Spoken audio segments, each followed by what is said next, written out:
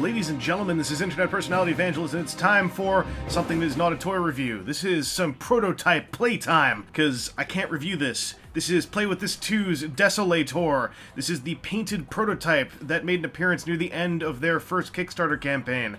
This thing was printed in materials that are barely even plastic and are in the midst of degrading as we speak. Every time I touch him, his lifespan shortens. So, to call this a review would be even more of a gross misinterpretation than the CP3P videos where I looked at great prototypes. So I just want to mess around with this guy a little bit because I've been given the opportunity and see what he feels like in hand, even though this is not how he'll feel in hand whenever he does get produced in full sometime in the unforespoken future. So this material, as you can see, there's a lot of ball joints, and part of the reason why I wanted to mess around with this is I find indie toy production extremely interesting. I find toy production extremely interesting, but indie toy production more so. And to get a chance to handle stuff like this gets me pretty excited. This is why I was so excited about those gray prototypes during the CP3P thing I did with Captured Prey. Desolataur here is a big, mean monster man who kind of resembles a grinning skull, and his color scheme is very much in tune with that.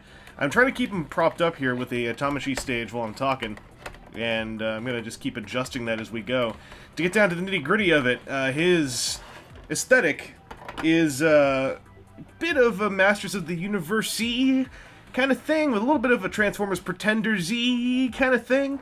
And he's a very ball-jointed figure. To go through the articulation, even though it's not working entirely, he's got ball-jointed ankles. And I'm not going to move these joints very much at all, because due to the painting process that happened with this guy, some joints are fused, some did break, and some are probably going to break if I try to move them much more than a degree or two. But he's got a ball-jointed ankle, a ball-jointed knee, a ball-jointed hip, which I'm going to move this hip. This hip's moving way more easily.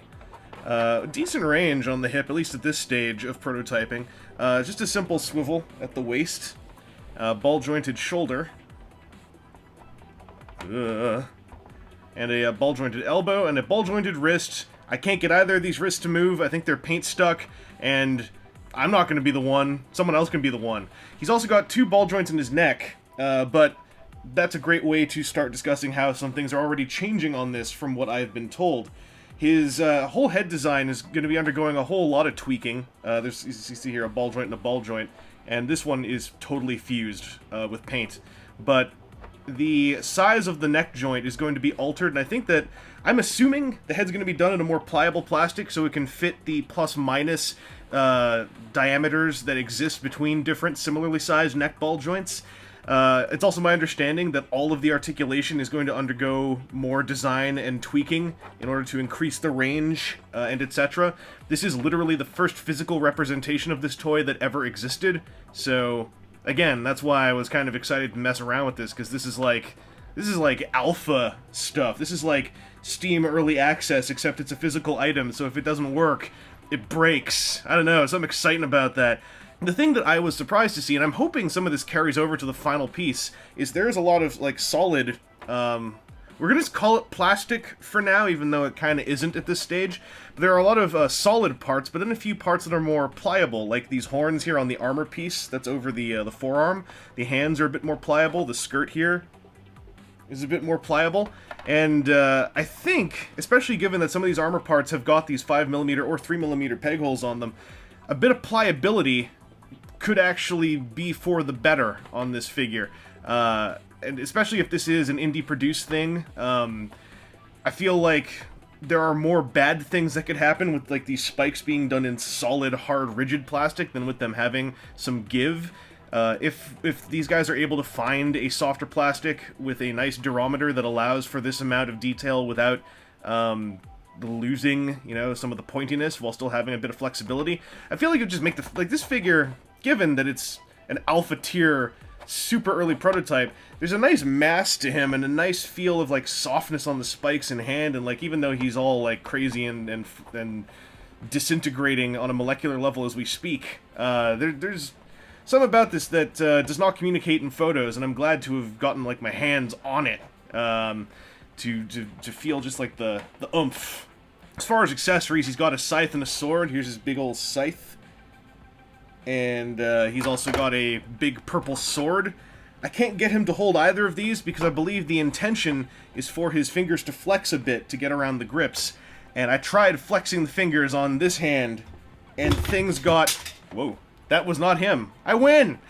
Things got a little bit spooky, so I'm just leaving it alone. I'll put him back on the stage here. I can show you that he's got some weapon storage ability here on his back. He's got a 5mm port, and these weapons, this whole guy, he's one of those figures that is just leaning hardcore into common peg and port sizes. So you can get his sword jammed into his back, and in the case of this prototype, it's also happily resting on the Tamashii stage arm, but that's one place for it to go. The unfortunate thing is, it seems these two parts are not 5mm ports, which means you can only have one of his weapons, whoa, stored on his back. He didn't explode! Hooray!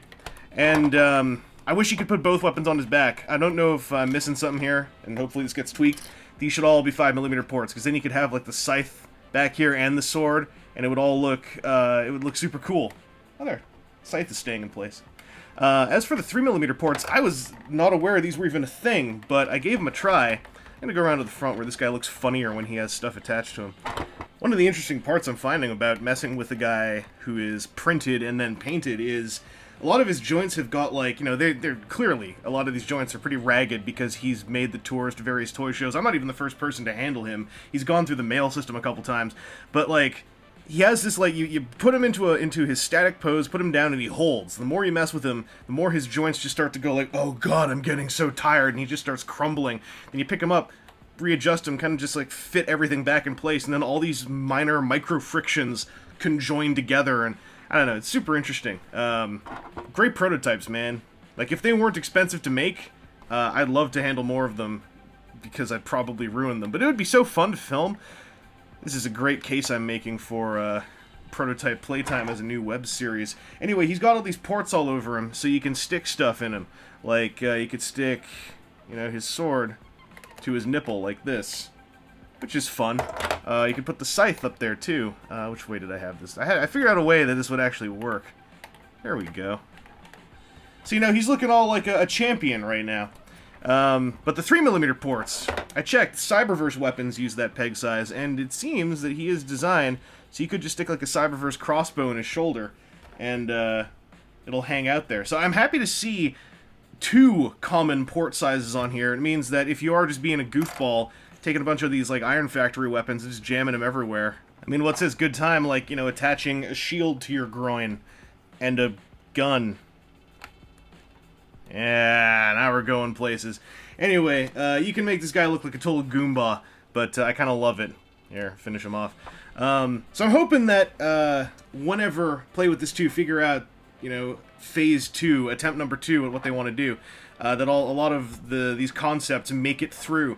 What I'd like to see done here on Desolator and on this base buck, I want to see all these ports, you know, I want them to stick around. I'd like to have this more pliable armor attached over a more solid, like, ABS-style body.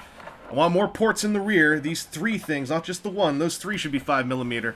And in general, his articulation, he doesn't work right, because this is a printed prototype that is gone through a lot of wear and tear. But I'm hoping that between the tension of the ball joints and some tweaking of the chasms and cavities that those ball socket connections use, that more range can be found in this guy. Like right now, you got like a combination bicep swivel elbow joint, and I think that the bicep swivel, I may have said swivel back there, that's some Canadian talk.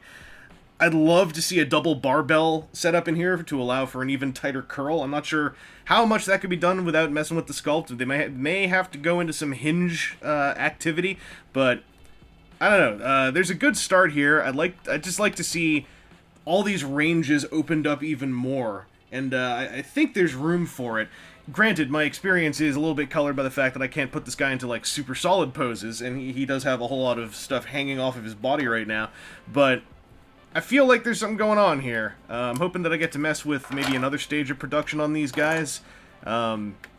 I'd like to also see what they're doing with the tech drones. The reason why you're not seeing the tech drone, I am told, the tech drones are undergoing just an overall revamp of what they may even be. At one point, they were basically like robot BMOG style things of just a robot made of guns. It seems like that might be changing.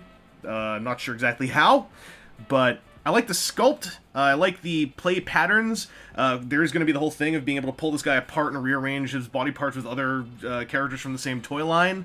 I guess posability-wise, what I really hope to see is, like right now, he looks like he's hulking. He looks like he's ready to jump at you and eat your face, like, and he looks like battle-ready all the time. I'd love to have the figure able to do this, but also be able to assume some far more subtle poses as well. Just extremely specific stuff, like having a very natural, calm stance, or looking like he's soliloquizing about the battlefield. There are just a lot of nuanced bits of posability that I think with this current setup, I don't think they're going to be possible. He's a very basic action figure right now. Perhaps that is the intent, and he does not need to be anything else. But speaking for myself, I would love to have this guy also able to just like look like he's calmly walking through the battlefield, hands behind his back, or if possible, able to get his legs together in a real natural like hero stance, like the thighs close up. That proper slope to give him, I guess, more emotive options as far as posability goes. So to finish things off, I'm going to do some of that size comparisonizing, given how this guy is very much drawing from a character who very much may have had a transforming robot inside of him. Thought I'd throw in what he looks like next to a couple of these dudes, an old-timey deluxe and a new-timey deluxe, both eerily similar colors. That was not intended. I'll elevate them a bit because he's on a stage. Okay, he is maybe about a centimeter taller right now due to a tiny platform he's standing on, but he's got some girth to him. You may notice a 6-inch figure lurking in the background. Here's Mezco's 112 Collective Batman, who I believe you could call in the similar scale as Desolator, who is, for all intents and purposes, kind of a 6-inch-ish figure, maybe 6-inch, 7-inch figure. Another toy line that often clocks in at that is SH Figure Arts. So here is a Shocker Combat Man, looking like he has teamed up with the correct Kaizo Ningen. He's a bit of a taller SH Figure Arts toy, but you know the scale still feels like something that is shelf-friendly here. In the more common 6-inch realm, here's a Marvel Legends guy, Agent Venom, similarly monstrous, similarly kind of squishy actually, but you know, with Marvel Legends, this guy's got a similar build. If you imagine he is a hulking monster, he's fitting in kind of with the skeletal aesthetic. If you do want him to be like super hulking, here he is with another monster, but this is a G.I. Joe scale, 4-inch scale monster, 1/18th scale, if you will. So this dude looks like the super zombie boss or something. I actually don't know why a zombie would be hanging out with him. I mean, maybe the zombie's got like so much chemical goo pumping into his brain, he just sees a kindred spirit. He's got that moment of clarity, that lucid moment before he goes wandering off looking for more brains. And because he was like on a shelf nearby, here's NECA's small 2014 Godzilla. I don't know why you'd put these guys next to each other. There's probably one of you out there. You're welcome. But yo, this is an indie toy, so let's bust some indie down next to him. Similarly, skeletally, here's a Skeleton hanging out with Desolator, and Glyos dudes are gonna look kind of diminutive around this guy. Again, maybe thematically this works, especially as this is like a dungeon hunter alien guy in like bone armor with a battle axe, like, you know, totally boss fight material going on here. But on a more monstrous indie end, here are a pair of Glyos vinyls. We got a Super Krayboth and a Cyclodoc who got a bit of dust on his head. Ugh. Again, they're kind of small next to this guy, but they're a bit more beefy. They've got that same, like, arms out, like, I'm gonna step on something and then eat it, and that's kind of disgusting because feet look going on. So whatever Play With This 2 ends up doing, if this is, like, the alpha test, the core of their current development, they got something going on here. This is, of course, the monster body. They do want to work on a hero body, and I guess speaking for myself, the main thing I want to see is just a bit more nuance in the posability. Perhaps a torso, like an ab joint of some kind, to make this current hunchback look an option, but not the only option. And like I said, just the ability to get his legs closer together, to get this guy into what I would call a regal pose, while still having this monstrous physique. To be able to go from that to hulking beast mode, you know, that to me speaks more of a language of this is a warlord beast rather than just a hulking beast. And I am one who loves options of emotion in my posability.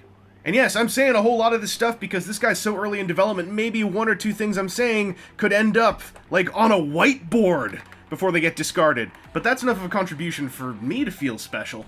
Anyway, this has been Internet Personality Vangelus. This has been a prototype playtime with Play With This 2's alpha version painted prototype of their Desolator Lost Protectors figure. And I'm gonna try to get him to hold his sword. 'Cause I'm an idiot. So let's have a go at it. Got it wedged. It's wedging it down here on his pinky finger. That's the real tricky part. I believe that's the core of the friction. I did it! Alright, oh, he's falling down now. Well, here, he's got his sword, and he's pointing it at you. Because you can play with this, too. I'm real proud of myself. I did... Whoa! Okay, it's falling out. Let's... Okay, cut to black soon. Cut to black soon. Cut to black... Oh, he's falling down.